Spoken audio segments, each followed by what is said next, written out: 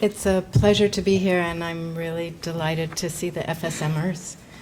But I want to say that what I have to say in the next 10 minutes, maybe 11, is really addressed to undergraduates today. That doesn't mean it's not for all of you, but Colleen asked us to think about freedom then and freedom now. Restraints then, restraints. Louder? Yeah. Thank you. Colleen asked us to think about freedom then and freedom now, restraints to freedom then, restraints to freedom now. And so my address is really to the problem of restraints to freedom now. I want to make two brief points this afternoon, one about freedom and one about speech.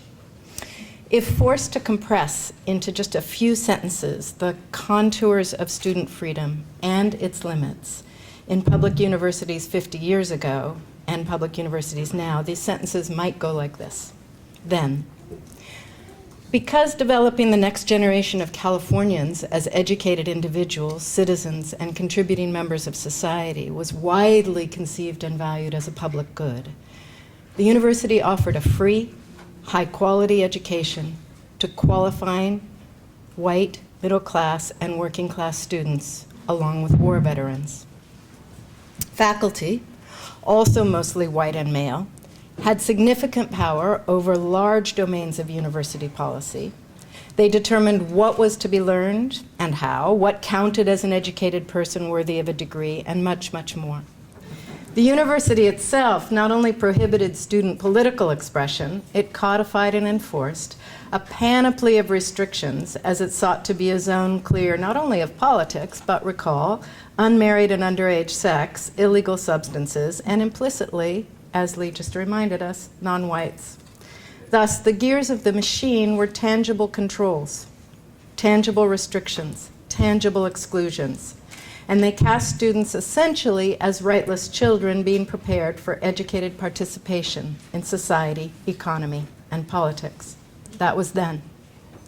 Now, UC doors are open to anyone with the wherewithal, parental pressure, or supplemental support structures to deliver the test scores, grades, and special profile for competing for admission, or to those who have singular athletic ability or non-California status. No longer a public good or publicly supported, the University of California is increasingly conceived as a place to invest oneself in one's own human capital, and according to a set of calculations about what will appreciate or diminish this capital. Courses are increasingly on offer like Walmart goods. They respond heavily to consumer demand. You see this especially in summer school. And faculty power has receded to a few small corners of the plantation. Students feel it mostly in the form of access to classes and grades. So in the domain of student political, social, and sexual expression, just about anything is permitted. However, the burden is enormous on each student to invest your time and your effort strategically, not just to gain high return on your expensive investment, but to develop the little speck of human capital that is you and that is yours alone to develop. This burden is so great and so impossible to put down for anything. An alluring music class or another exciting course outside your major, let alone a political cause, or just dwelling for uncounted hours with an idea, a question, a compelling bit of text, or a person. Thus, if there are few repressive rules, few overt restrictions on what you can do or say, the conversion of the university from a public good to a private investment made now by you and your family, this radically changes the coordinates of unfreedom faced by students today. How much can you afford to think, learn, want, or do that doesn't comport with enhancing your future value to employers, grad, or professional schools? What freedom to speak, protest, or cry out against injustice can you exercise that wouldn't be suicidal for the human capital that you're being asked to develop here, and into which you have invested family life savings or taken on inordinate debt, and which has become the supervening, if not sole purpose, of a university education? In some, the gears of the machine don't clang or grind so much out there. They're soft, they're quiet, they're deep inside us. And throwing our bodies on them in resistance thus requires a complex contortion and commitment. Okay, that was freedom, now speech, where I will also mark out just one of the many major differences between then and now. One of the many major differences between what we might call the repressive liberal era 50 years ago and the putatively emancipated neoliberal era today. This one pertains to the way that the neoliberal assault on public things, a public sphere, public goods, public life, has led both university administrators and would-be activists into a certain confusion about free speech as a distinctly political right. A right born from political struggle and secured historically for political life. We've seen a little of this confusion in recent months when civility or respectful listening have been mistakenly declared an inherent entailment of free speech or of academic freedom. Certainly civility and respectful listening should be, may be, expected at a dinner table or a university classroom or a department meeting. In fact, it would be good if they prevailed more often in the latter. But they have nothing to do with the exercise of free speech in public, where, barring threats, harassment, or dangerous incitements, anyone may say anything and no one must listen or listen well. A far more treacherous instance of contemporary confusion about our political rights comes from the Supreme Court in recent years. From Citizens United to Hobby Lobby, the court majority has been busily granting political freedoms of speech, of religious belief, to corporations, who may now use their enormous wealth and power to overwhelm the last standing icon of democracy, namely elections, and to withhold medical insurance for constitutionally guaranteed reproductive rights. This confusion from high places of who and what our political rights are for and what they do and don't entail would take hours to analyze properly. I just want to consider, in concluding, one especially troubling version of it on college campuses today, and it's one that we can actually do something about. This is the effort to regulate public speech, to protect certain vulnerable groups from offense, hatred, or being re-traumatized.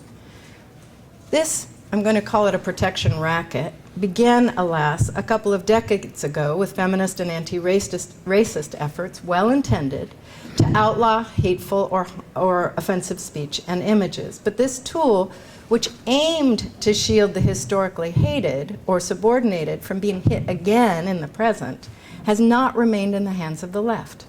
Indeed, while it's animating the trigger warning madness, and that's a discussion for another day, it's also become one of the more potent instruments of American ultra-Zionism today. The idea of protecting the vulnerable from being hit again through public speech, is what dignifies the fallacious argument that publicly criticizing Israel on campus creates an unsafe or offensive climate for Jewish students. So what began as a concern with subordinating or hateful speech has now been appropriated to silence protest against power. Of course, any political argument can be flipped. Californians know this best from the legislation that offended affirmative action, which Lee reminded us was called the Civil Rights Initiative. But there's something more troubling here, and that's the confusion of political speech with therapeutic spaces or homes. The domain of free public speech is not one of emotional safety or reassurance. What you might hear in Sproul Plaza or up at this podium might be disturbing or uncomfortable or enraging or even offensive. And don't get me started on how offensive it can be to stroll down Sproul Plaza on an ordinary day at lunchtime. Public speech is one of the most powerful weapons ordinary human beings have. Even the most civilly uttered sentences can disturb or terrify. Certainly the speeches of Sojourner Truth, Frederick Douglass, Martin Luther King, Stokely Carmichael, or Malcolm X made neither white people nor many black people feel safe. Certainly the revolutionary slogan, liberty, equality, fraternity, did not particularly reassure the French aristocracy or its minions in the 18th century. Do you think Wall Street bankers felt safe when they walked past thousands of Occupy protesters decrying the obscene wealth, destruction of democracy, and carnage of public goods for which those bankers were being held responsible? Do you think closeted homosexuals felt safe when the Stonewall Rebellion broke out? Do you think men who have pushed, drunk, or drugged women into unwanted sex feel safe as women on campuses finally everywhere are speaking out against the commonplace of sexual assault?